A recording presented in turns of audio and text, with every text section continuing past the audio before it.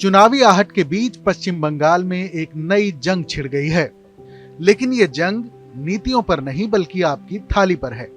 तृणमूल कांग्रेस ने गृह मंत्री अमित शाह के 15 दिनों के बंगाल दौरे के दौरान सोशल मीडिया पर एक भारी भरकम टूरिस्ट मेन्यू जारी किया है।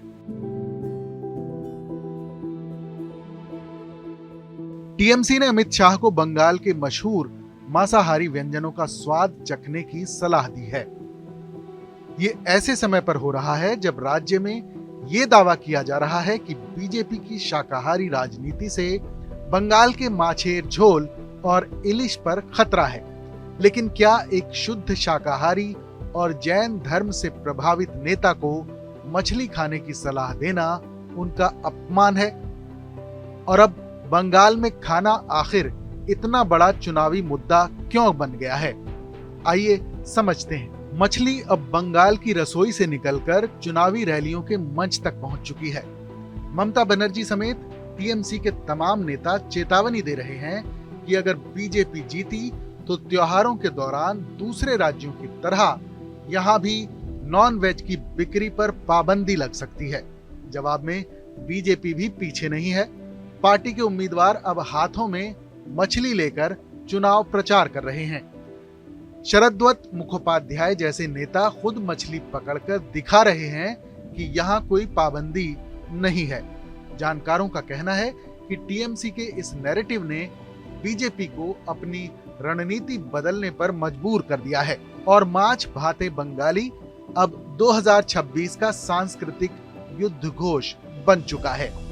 আমরা বাঙালি, আমরা ছোটবেলা থেকে মাছ খাই, মাছ খাবো, মাছ খেয়ে দরকার হলে আমরা শরীর খারাপ হোক হাসপাতালে গেলেও আমাদেরকে মাছের ঝোল ভাত, নার্সিংহোমে ভর্তি হলেও মাছের ঝোল ভাত, আমাদেরকে মাংস দিক যাই দিক আমাদের কিন্তু প্রিয় খাবার মাছ। टीएमसी के एक्स पोस्ट ने सीधा और तीखा वार किया है। पोस्ट में लिखा गया है, बंगाल खुले दिल से पर्यटकों का स्वागत करता है। मुड़ी घोटो, पाबदा माछेर झाल, इलिश भापा, चिंगड़ी मलाई करी, भेतकी पातुरी और कोशा मांग शो का लुत्फ उठाना ना भूलें। ये सीधा तंज अमित शाह पर है। टीएमसी का इशारा है कि अमित शाह अपनी शाकाहारी आदतें मछली प्रेमी बंगालियों पर थोपना चाहते हैं। लेकिन क्या व्यक्तिगत आस्था का मजाक उड़ाना बंगाल की संस्कृति है? बांग्ला में कुछ करना पड़ेगा तो मछली खाना पड़ेगा। हम लोग जब बाहर जाते हैं तब हम लोग को वेज खाना दिया जाता है। हम तो बीजेपी में था, हम बीजेपी का नेता लोग को बोल रहे हैं बहुत दिन तो वेज खिलाया। कौन अधिकार से? मैं तो वेज नहीं हूँ, नॉन वेज हूँ। तब आपको कुछ नहीं बनता है और हम लोग बोल रहे हैं आप नॉन वेज खाइए। बंगाल में कुछ करना है तब आपको दूसरा तरीका का मालूम क्यों होता है? जान समझ के मतलब इंडिया कब वेज था? रामायण महाभारत वेज है? ये बीजेपी वाला हिंदुत्व वाला जितना बात करता है, रामचंद्र जब वनवास में गया था तीर धनुष से क्या शिकार करता था खाने के लिए? बीजेपी ने पलटवार करते हुए कहा है कि बंगाल में लोग मछली, मटन या चिकन खाने के लिए पूरी तरह आजाद हैं। ये लड़ाई बंगाली पहचान बनाम बाहरी शाकाहार की बनाई जा रही है। गढ़बेटा विधानसभा क्षेत्र से बीजेपी उम्मीदवार प्रदीप लोढ़ा ने टीएमसी को उनकी जड़ों की याद दिलाई। लोढ़ा का कहना है कि बीजेपी के जन्मदाता ही एक बंगाली थे, तो मछली पर पाबंदी का सवाल ही कहां से आता है? इन उन लोगों को याद नहीं है या भूल गए हैं या जानबूझ के बोल रहे हैं। ये भारतीय जनता पार्टी जो है, इनका जो जन्मदाता है वो एक जन बंगाली है। उनका नाम था श्यामा प्रसाद मुखर्जी। उनका पूरा परिवार मछली खाते थे। मछली खाते खाते अपना जिंदगी गुजारे हैं और उसी भारतीय जनता पार्टी के लोग हम लोग सब हैं, उनके आदर्श में चलते हैं।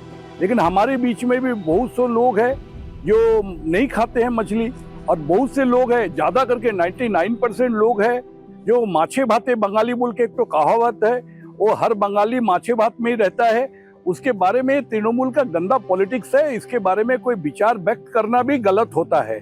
हम चाहते हैं कि हमारे देश ऐसा देश हो जिस देश में किसी का पहनावा और किसी का खाने के बारे में किसी का रोक टोक नहीं होना चाहिए। सब अपने अपने इच्छा से खाए और अपने अपने इच्छा से पहने। वहीं बीजेपी नेता अग्निमित्रा पॉल ने टीएमसी की इस पोस्ट को ओछे स्तर की राजनीति करार दिया है। उन्होंने ममता बनर्जी पर जनता को सीएए और वक्फ जैसे मुद्दों पर गुमराह करने का आरोप लगाया। अग्निमित्रा का कहना है कि एक शाकाहारी अतिथि का इस तरह मजाक उड़ाना भारतीय संस्कृति का अपमान है और बंगाल के लोग इसका बदला जरूर लेंगे। देखिए, हम लोग भारतवासी 140 करोड़ भारतवासी हम लोग यही सीखे हैं कि अतिथि देवो भव। लेकिन हमारे पश्चिम बंगाल में जब से ये तृणमूल पार्टी ममता बनर्जी के पार्टी आए हैं, वो लोग कोई भी आए, वो प्रधानमंत्री हो, महामहिम राष्ट्रपति हो, माननीय गृह मंत्री जी हो या योगी जी हो या चीफ इलेक्शन कमिश्नर हो या विचारपति हो, सबको बहिरागत बोलते हैं। माने उनके लिए बांग्लादेश का रोहिंगा अनुप्रवेशकारी पाकिस्तानी ये अपना है, लेकिन भारत के दूसरे कोने से अगर कोई आता है तो वो बहिरागत है। और आज जिस तरह से मछली और सब कुछ नॉन वेजिटेरियन सजा के जो ट्वीट किया गया कि आइए हमारे आतिथ्यता लीजिए, एक जैन एक शुद्ध शाकाहारी को, इससे ममता बनर्जी और तृणमूल पार्टी के जो बहुत ही नीच राजनीति है, किस तरह से नीच पहुंचा दिया है राजनीति को, ये आज पता चला है। और क्या बोलना चाहते हैं ममता बनर्जी?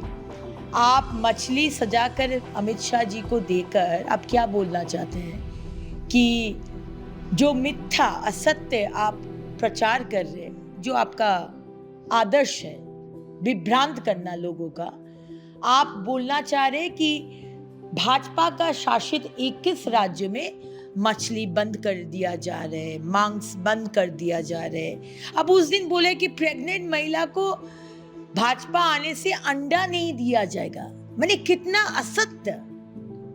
आज एक शुद्ध शाकाहारी व्यक्ति को मांस देकर, मछली देकर आप क्या प्रमाण करना चाहते हैं? तो क्या 2026 के बंगाल चुनाव का फैसला अब नीतियों पर नहीं बल्कि मछली के स्वाद पर होगा? राजनीति में मुद्दों का स्तर कहां जा रहा है, ये सोचना जरूरी है।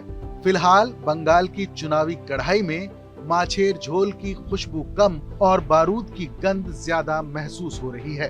कोलकाता से TV9 भारतवर्ष के लिए रविशंकर दत्ता की रिपोर्ट।